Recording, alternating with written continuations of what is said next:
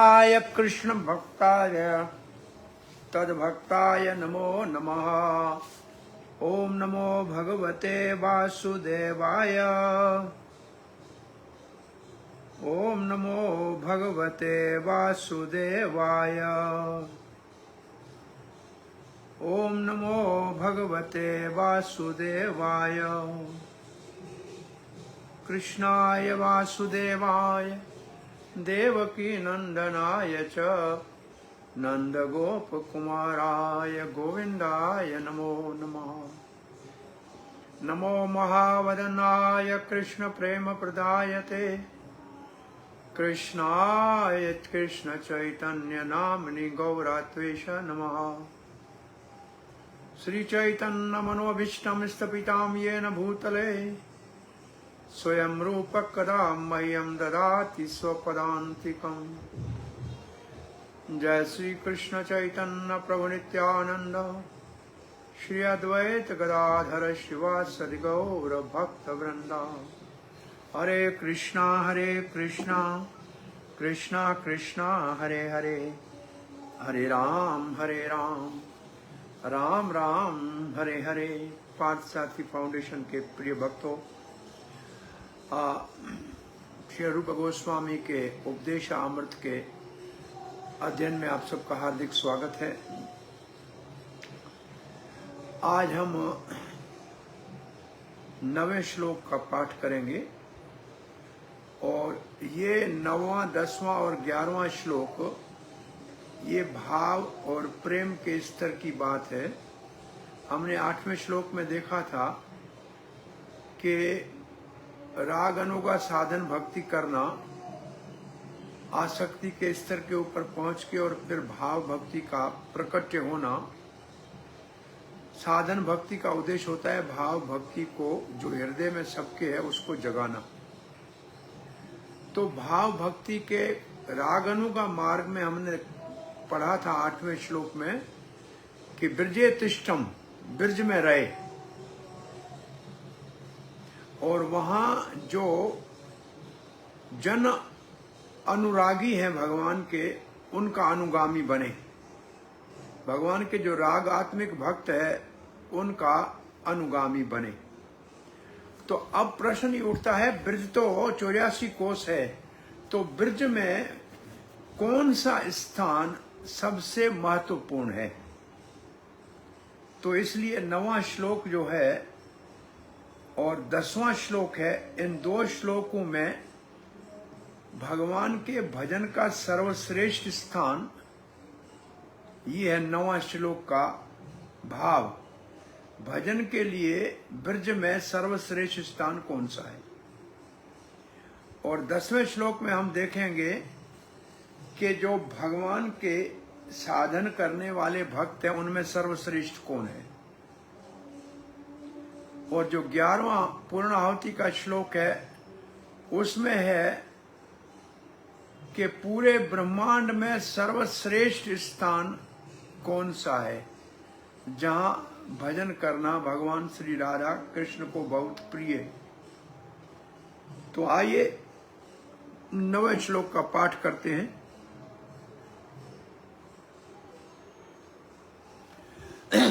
वैकुंठ जनितो वरा मधुपुरी तत्रापि रासोत्सवा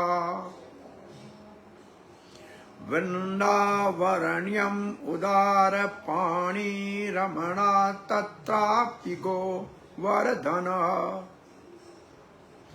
राधा कुंडम यापि गोकुलपते प्रेमामृतापला प्रेम अमृता पलावना कुर्याद अस्यः विराजितो गिरितटे सेवां विवेकी न कः।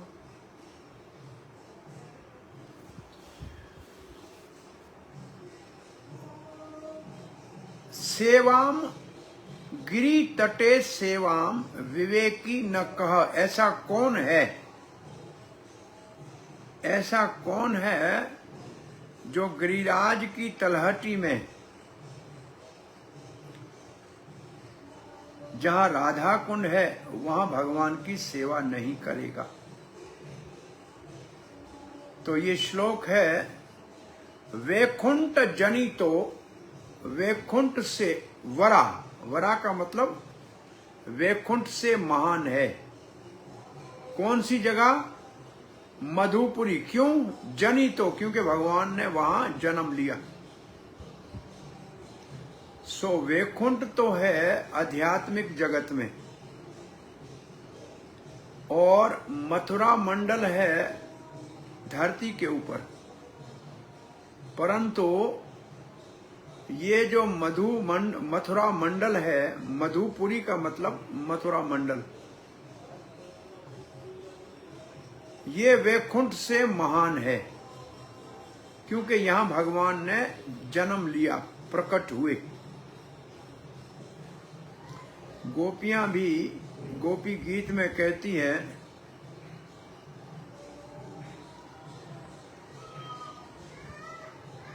हाँ, जन्म ना आपके जन्म से अधिक हो गया वैकुंठ से वृंदावन। आपने यहां प्रकट हुए, आपके प्रकट होने से ये मथुरा मंडल वैकुंठ से भी महान हो गया। वैकुंठ में भगवान का जन्म नहीं होता है, वैकुंठ में भगवान की माता पिता नहीं होती, तो इसलिए वैकुंठ से ये रस की दृष्टि से महान है।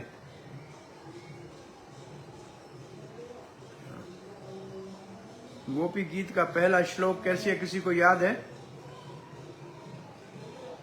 गोपी गीत का पहला श्लोक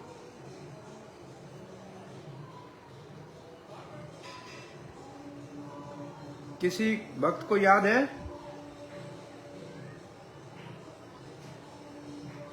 शते अधिकम जन्मनाम ब्रज।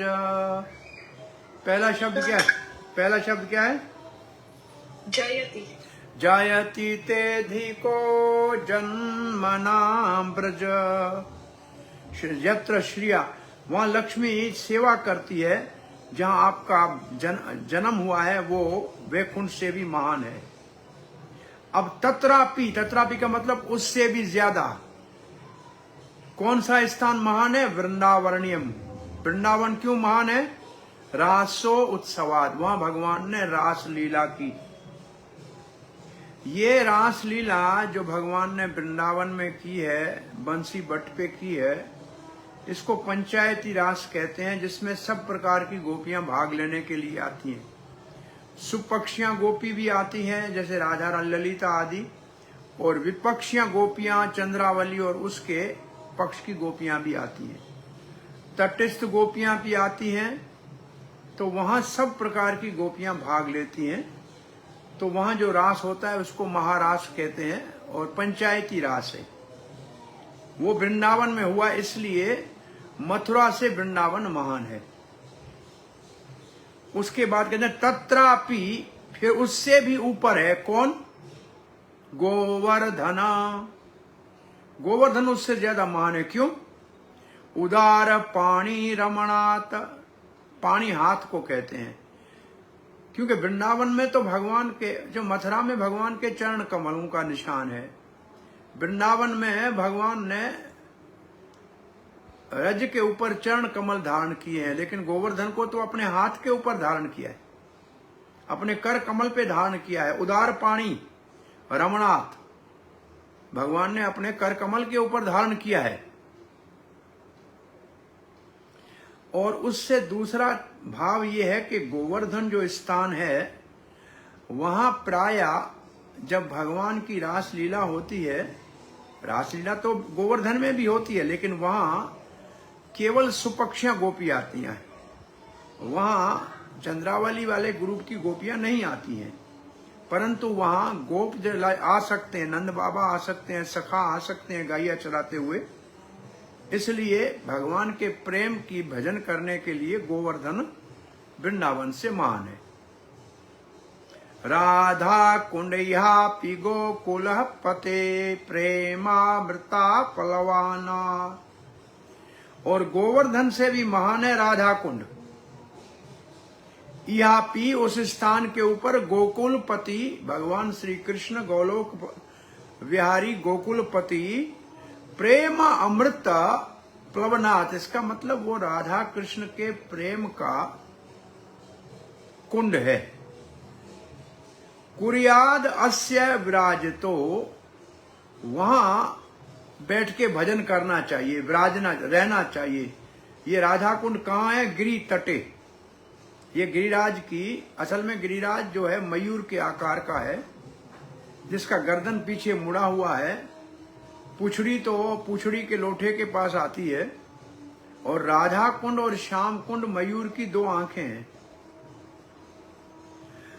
तो ये गिरिराज की तलहटी पे है, और विशेष रूप से ये राधा कुंड का जो स्थान है, ये केवल गौड़िया वैष्णव को अति प्रिय है, क्योंकि भगवान श्री चैतन्य महाप्रभु ने विशेष रूप से इस स्थान को, बाकी स्थान ब्रज के अंदर जो भी शेष स्थान है उनको तो गोस्वामी गणों ने चैतन्य महाप्रभु की प्रेरणा से प्रकट किया, परंतु ये जो स्थान है राधा कुंड, श्याम कुंड, इनको प्रकट करके दिखाने के लिए, पुनः प्रकट करने का काम भगवान श्री गौर हरि चैतन्य महाप्रभु ने किया। और वृंदावन के यहाँ तो केवल गौड़िया वैष्णव का ही निवास है। अन्य 4 वैष्णव संप्रदाय अपने स्थान पे महान है, परंतु उनमें से किसी का भी राधा कुंड के प्रति इतना प्रेम भाव और आदर नहीं है जितना गौड़िया वैष्णव का है। तो अब इस श्लोक का अर्थ हुआ, वो धरती के ऊपर जो पवित्र तीर्थ स्थान मथुरा है, वह आध्यात्मिक दृष्टि से वैकुंठ से महान है, वर है। वैकुंठ क्या है? दिव्य 3/4 है। 1/4 भौतिक जगत है, 3/4 आध्यात्मिक जगत है। क्यों? क्योंकि भगवान वहां प्रकट हुए। वैकुंठ जनितो वरा मधुपुरी, इसकी माना है ये। और मथुरा से महान है, मथुरापुरी से महान है वृंदावन का दिव्य वन, क्योंकि भगवान ने वहां रासलीला की। तत्रापि रासोत्सवाद वृंदावन उदार पाणी रमणा। और उससे भी महान है, वृंदावन से भी महान है गोवर्धन, क्योंकि भगवान ने उसको अपने कर कमल पे धारण किया, श्री कृष्ण। और बहुत भगवान की अन्य लीलाएं गोवर्धन में होती हैं, प्रेम के जो है लीलाओं का स्थान है, तत्रापि गोवर्धन। और सबसे ऊपर है राधा कुंड, वो सबसे महान है, सर्वश्रेष्ठ है, क्योंकि वो राधा कृष्ण के दिव्य प्रेम से ओतप्रोत भरा हुआ है और छलक रहा है। गोकुलपति कृष्ण का प्रेम राधा रानी है, उस राधा रानी से वो छलका हुआ है। राधा कुंडम इहापि गोकुलपते प्रेमाप्ता, प्रेम अमृत और पल्वनाथ का मतलब है ओवरफ्लोइंग। और फिर कौन ऐसा है का न सेवम, सेवा करेगा, किसका? राधा कुंड का, अस्य, जो गोवर्धन की तलहटी में है, विराजतो गिरी तटे। तो ये इस श्लोक का भाव, आप श्लोक के शब्दों से इसका रसास्वादन कर सकते हैं। अब इस श्लोक में आप देखेंगे भजन की स्थलियां, नीचे तो भौतिक जगत है जहां हम रह रहे हैं, ये 1/4 है, लेकिन इससे ज्यादा महान है वैकुंठ, क्योंकि वो 3/4 है, त्रिपाद विभूति कहते हैं उसको। वो आध्यात्मिक जगत है, त्रिपाद विभूति है। और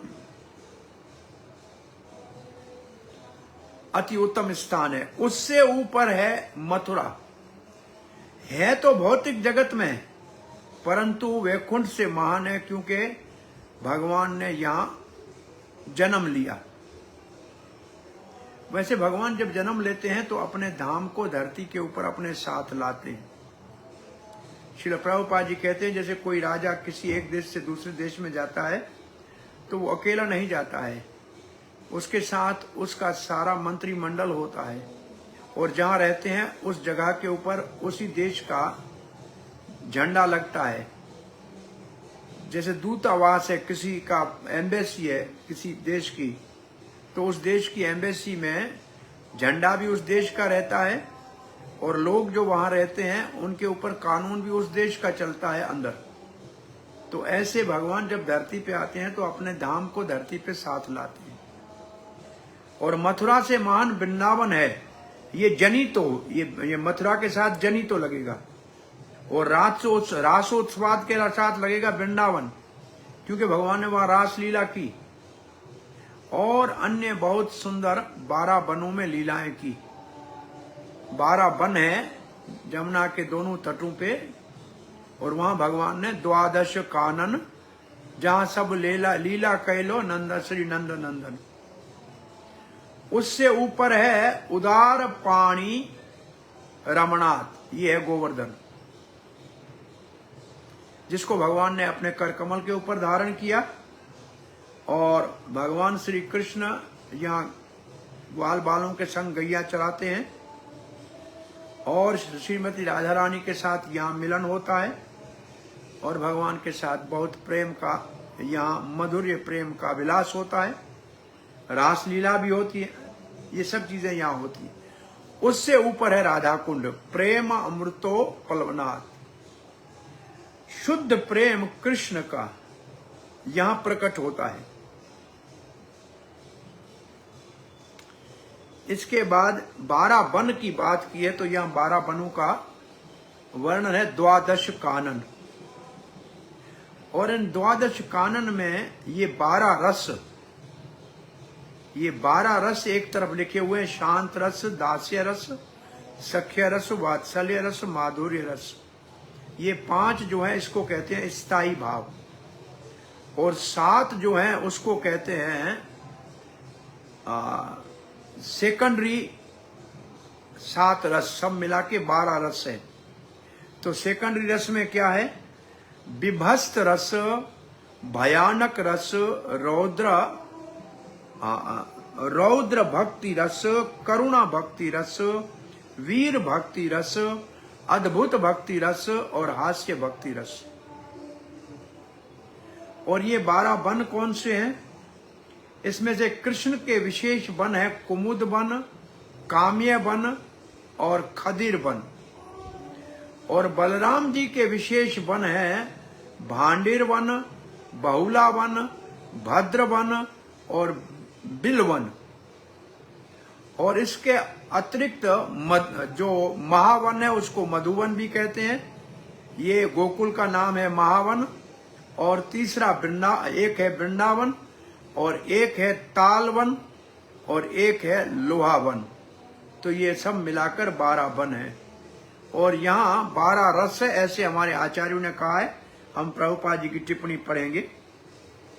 और श्री चैतन्य महाप्रभु और राधा कुंड, श्री चैतन्य महाप्रभु ही एकमात्र हैं जिन्होंने विशेष रूप से राधा कुंड का जो सही स्थान है उसको प्रकट किया और वहां स्नान किया और उसी कुंड की काली मिट्टी को तिलक के रूप में लगाया राधा कुंड को।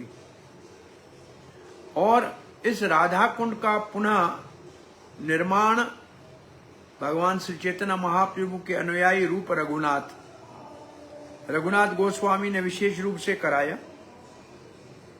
और श्री रूप गोस्वामी यहाँ राधा कुंड को सबसे ज्यादा महत्व इसलिए दे रहे हैं कि भगवान श्री चैतन्य महाप्रभु की तीव्र इच्छा थी इसको प्रकट करने की।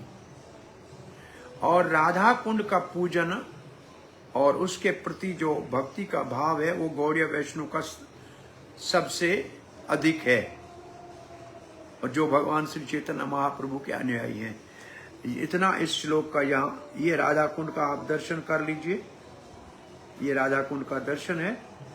अब हम श्रील प्रभुपाद जी के हमारे पुस्तक में जो भाव हैं उनका रसास्वादन करेंगे।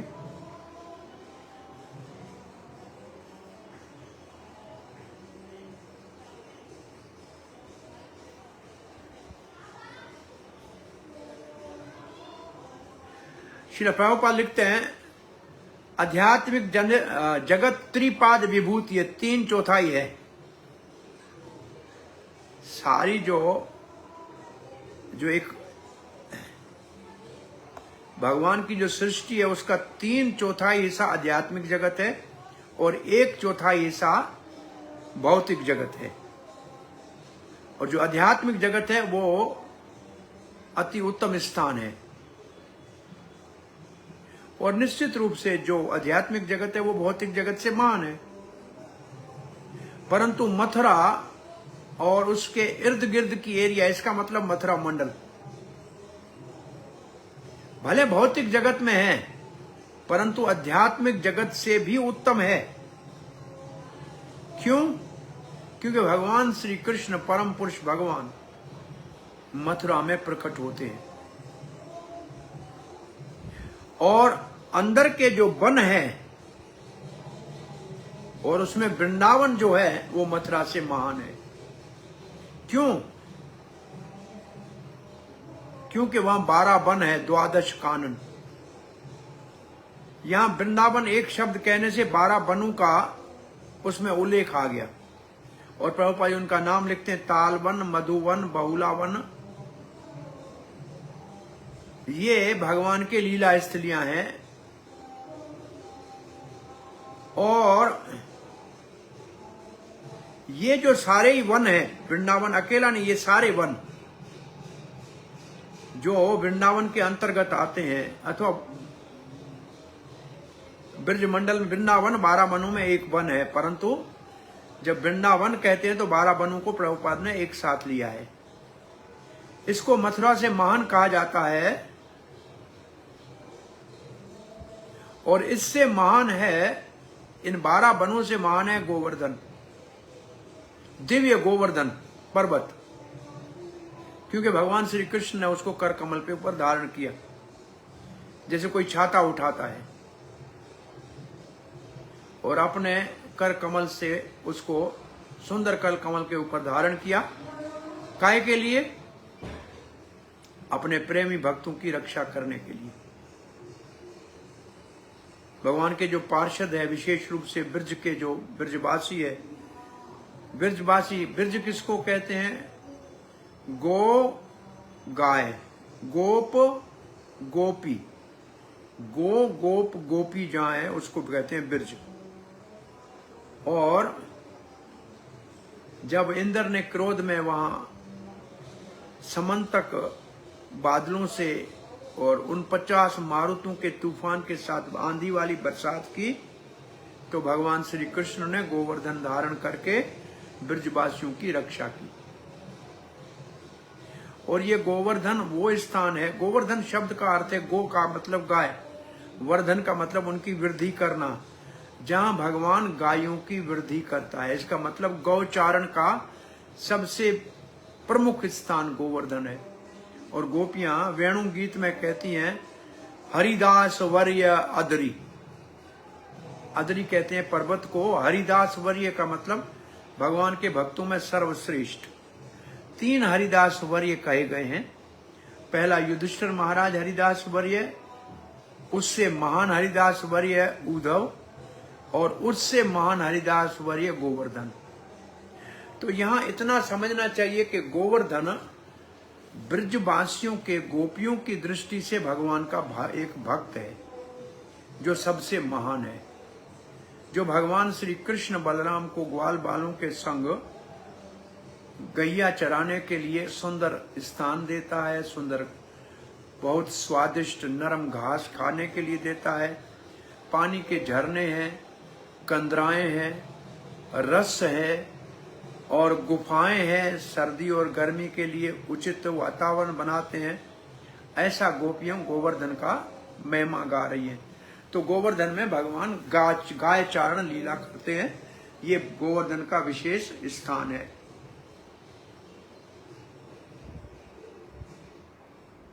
और तीसरा गोवर्धन में राधा कृष्ण का मिलन होता है, और यहाँ भी रासलीला के स्थान है, लेकिन यहाँ राधा कृष्ण का मिलन होता है, वहां दूसरी गोपियों का आगमन नहीं होता है। ये यहाँ की विशेषता है, इसलिए ये वृंदावन से महान है।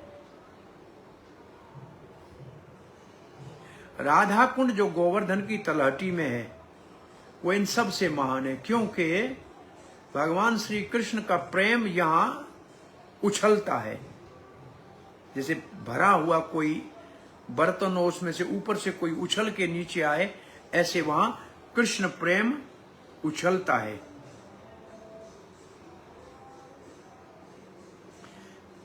ये वो स्थान है जहां राधा कृष्ण के लीला के बहुत अति मनोहर स्मृतियां हैं।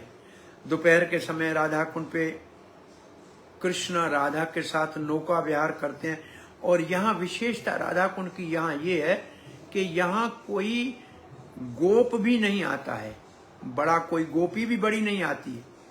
यहाँ केवल और केवल राधा रानी और उसके पक्ष की गोपियां, जिसको वाम पक्ष की गोपियां कहते हैं, लेफ्टिस्ट गोपियां कहती हैं, और जिनका मानना है कि कृष्ण हमारा है। और जो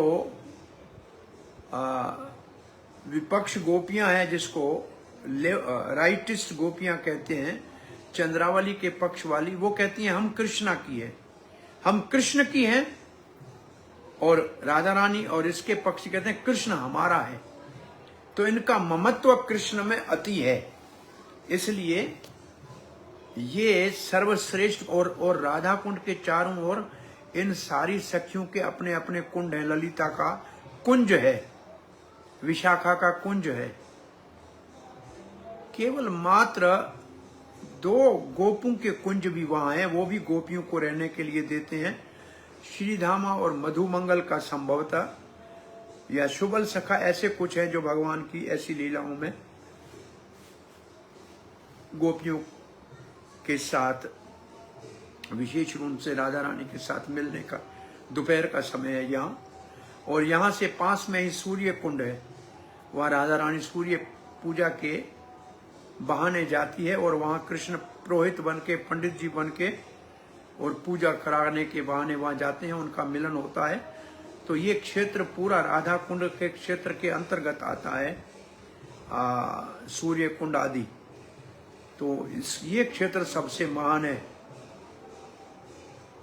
और जो महान भक्त है राधा कृष्ण के, अति महाभागवत स्तर के हैं, वो राधा कुंड पे रहना पसंद करते हैं, क्योंकि भगवान की कई लीलाओं का ये स्थान है। तो क्या है? रति विलास। रति विलास ये प्रेम भक्ति की बात है। कब राधा कुंड पे रहना चाहिए कोई पूछे तो भाव भक्ति में जब संपत्ति दशा तक पहुंचे, जब अपने स्वरूप का पता लग जाए, तब राधा कुंड में रहने का अधिकार है। ऐसे बंदर की तरह राधा कुंड में जाके कूदने से कृष्ण प्रेम की कोई हृदय में प्रकट होना संभव नहीं है। प्रभुपाद जी राधा कुंड पे पहली बार जब अपने भक्तों को ले गए तो वो तो अंदर कूद के तैरने लगे। प्रभुपाद ने कहा ये तो पूजनीय स्थान है, इसके ऊपर ऐसे बांदरों की तरह कूदना, नाचना, खेलना ये कृष्ण के लिए है, राधा रानी के लिए, हमारे लिए नहीं है। आप लोग नहाना ही इसमें बाहर बैठ के लोटे में पानी लेके नहाना, अंदर स्नान करने के अधिकारी भी नहीं हो। तो ये एक बहुत बड़ा प्रश्न है कि ये तो 11वें श्लोक में अधिक चर्चा करेंगे, लेकिन फिर भी राधा कुंड का स्थान जो है ये एक बार प्रभुपाद जी को किसी भक्त ने कहा कि हम राधा कुंड में अपना मंदिर बनाएं। श्रील प्रभुपाद ने कहा नहीं, राधा कुंड। बोला करोगे क्या? मंदिर बनाते हैं, मंदिर बनाए क्या करोगे? बोला प्रचार करेंगे। बोला प्रचार के लिए जगह नहीं है, वो केवल रेलिशमेंट के लिए है। राधा कुंड केवल राधा कृष्ण की रति विलास के सुमृति के लिए है, वो सुमरण का स्थान है, वहां प्रचार नहीं करना है। आगे प्रभुपाद जी लिखते हैं, श्री चैतन्य चरितामृत के मध्य लीला में ये लिखा है कि भगवान श्री चैतन्य महाप्रभु जब पहली बार ब्रजभूमि में आए तो उनको राधा कुंड कहाँ है पूछा तो पता नहीं लगा।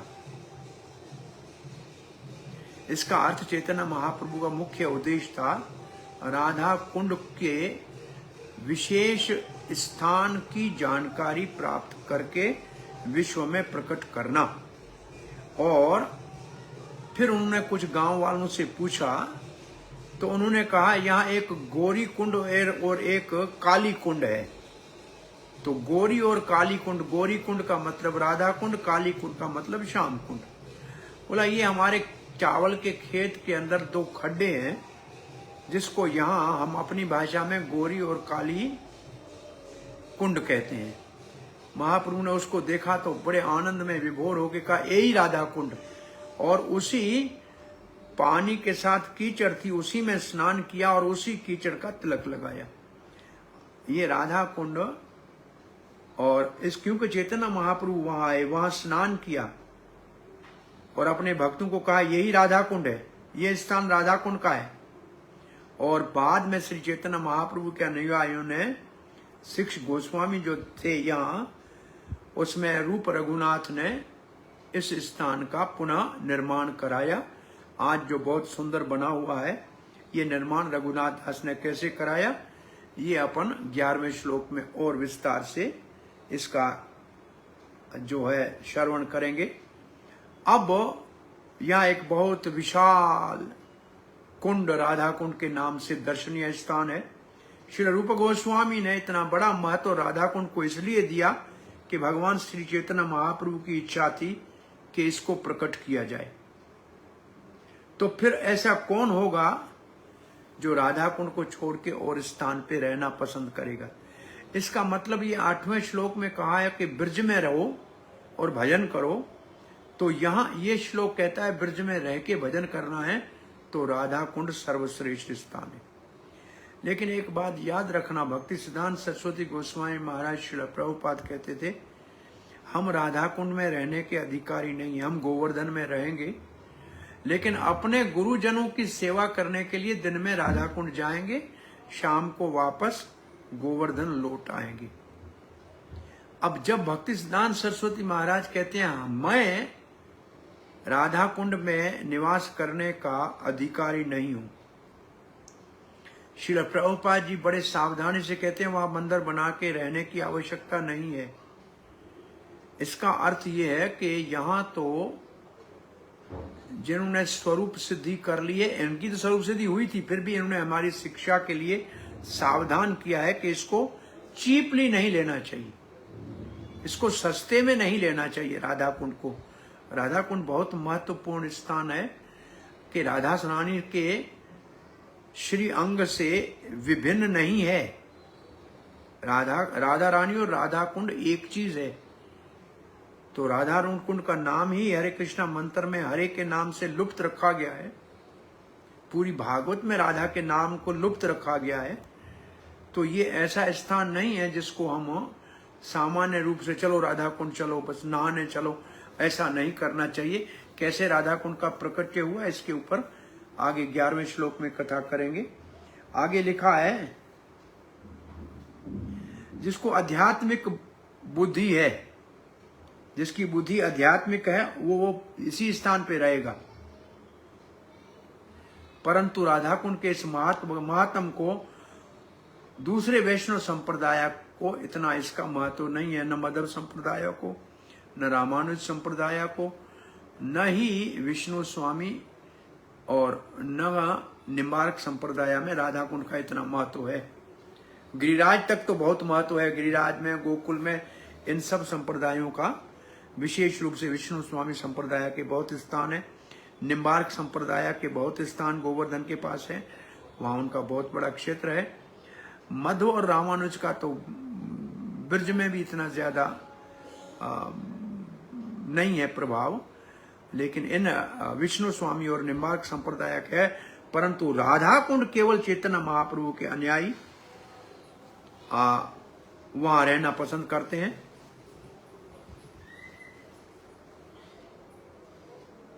राधा कुंड के दिव्य स्थिति को जो समझना चाह सकता है, महाप्रभु का अनुयायी यही वहां रहते हैं, और इसलिए गौड़िया वैष्णव ही उसका पूजन अति उत्तम मान के और श्रेष्ठ रूप से करते हैं। जो भगवान श्री चैतन्य महाप्रभु के अनुयायी हैं। यहाँ हमारा आज का ये 9वां श्लोक पूरा होता है। 10वें श्लोक में सामान्य कर्म कांडी से ज्ञानी से अच्छा है, ज्ञानी से भक्त अच्छा है, भक्त में कौन सा भक्त अच्छा है, इसकी चर्चा अगली बार करेंगे। अब आपका एक आधा कोई प्रश्न है तो पूछ सकते हैं, नहीं तो फिर हमारा इसके बाद एक और दूसरा क्लास है यहाँ संडे फीस्ट का। हरे कृष्णा। हरे कृष्ण प्रभु जी, बहुत ही डिटेल में आपने 9th श्लोक का आपने प्रवचन दिया, उसके लिए बहुत बहुत धन्यवाद प्रभु जी। सभी भक्तों से सूचित किया जाता है कि प्रभु जी को, जैसे कि प्रभु जी ने बताया कि उनको दूसरी क्लास में भी जाना है, तो जिन भी प्रभु जी और माता जी के प्रश्न हैं तो प्लीज आप हैंड प्रेस करिए और प्रभु जी से पूछ सकते हैं। प्रद्युम्न प्रभु जी आप अनम्यूट कर सकते हैं। हरि बोल, हरे कृष्णा। और राधा कुंड का चर्चा फिर 11वें श्लोक में करेंगे और विस्तार से। बोलिए बोलिए प्रद्युम्न प्रभु बोलिए। हरे कृष्णा, धन्यवाद, प्रणाम प्रभु जी, जय राधे श्याम। राधे श्याम। प्रभु जी, आप तो आज हमने पूरी वृंदावन के ब्रज की परिक्रमा करा दिया, यात्रा हो गई हमारी, ऐसा लगता है। हरी बोल। ये श्लोक आप हम सबको हाथ खींच के राधा कुंड पे ले गए हो। अभी राधा रानी की कृपा चाहिए आगे। राधा रानी की कृपा चाहिए बस। गुरुजन कृपा करेंगे तो निश्चित रूप से राधा कुंड में निवास मिलेगा। आपकी कृपा पहले चाहिए, आप ब्रजवासी हो। हरे कृष्णा। हरे कृष्णा। तो एक छोटा क्वेश्चन है। हाँ जी। बरसाना और नंदगांव ये कौन से वन में आते हैं? ये वनों में नहीं है, ये स्थान कहते हैं गोवर्धन जो है वो मध्य है पूरा, और नंदगांव बरसाना ये भगवान के रहने के वनों के दो, एक वन होते हैं, एक उपवन होते हैं। अच्छा। तो जो उपवन होते हैं वहां रहते हैं, वन है वहां गैया चराते हैं।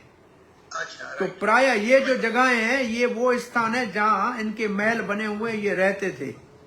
तो ऐसे और छोटे छोटे वनों का तो नाम 64 पता नहीं कितने हैं, और स्थान तो बहुत लंबे चौड़े हैं वो। और इसके बाद ब्रजमंडल का भाव कभी होगा तो उनका वर्णन पढ़ेंगे कि बहुत सारे और वन हैं जिनका नाम 12 वनों के अलग।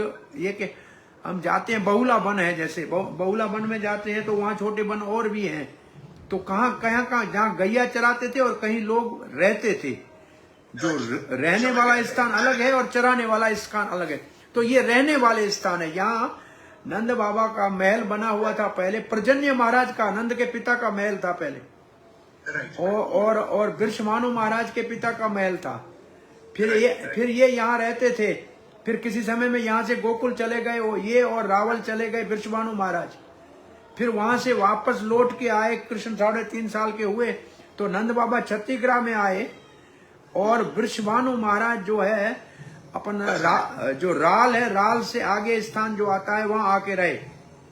तो ये वो वृषभानु महाराज ने वहां राधा रानी का वो जो बचपन है वो सारा उधर राल की तरफ, ये गोवर्धन के रास्ते में, राधा कुंड के रास्ते में रहे। और यहाँ से फिर ये उठ के गए वापस लौट के अपने स्थान पे जो है बरसाना और नंदगांव। तो ये 3 स्थान है जहाँ ये रहे। प्रभु जी, वो काम्यवन जो है तो उसको ये ब्रजवासी लोग बोलते हैं कि काम्यवन हमारा सबसे पुराना वन है। न, काम्य वन कृष्ण के वनों में काम्य वन आता है विशेष। कृष्ण का ननियाल वहां था, यशोदा मैया की माता का घर वहां है। कृष्ण का वहां जाना बहुत ज्यादा होता था, और गैया चराने के समय वहां भोजन स्थलीय जहाँ भोजन खाया है उन्होंने, वो स्थान वहां से हो सकता है कभी जमुना बहती हो, ऐसे लगता है उस स्थान से भी ये होता हो। और अंतिम लीला का वैमासुर गुफा भी वहां है, और भी बहुत से स्थान है। 5 पांडव वहां आके रहे थे, और यक्ष के साथ जो प्रश्न उत्तर हुए हैं वो यक्ष कुंड भी वहां है। तो काम्यावन में बहुत से स्थान और भी है। धन्यवाद प्रभु जी, बहुत आनंद हुआ। हमको तो ऐसा लगता है कि हम आज वृंदावन में आपके साथ हैं। हरि बोल। हरि बोल। धन्यवाद प्रद्युम्न प्रभु। थैंक यू प्रभु जी। हरे कृष्णा। श्रील प्रभुपाद की जय, उपदेश अमृत की जय, श्रील रूप गोस्वामी की जय। गौर भक्त वृंद की जय। प्रभु जी धन्यवाद। प्रभु की यही हो वांछा कल्पतरुभ्यश्च कृपा सिंधुभ्यः पतितानां पावने वैष्णवेभ्यो नमः।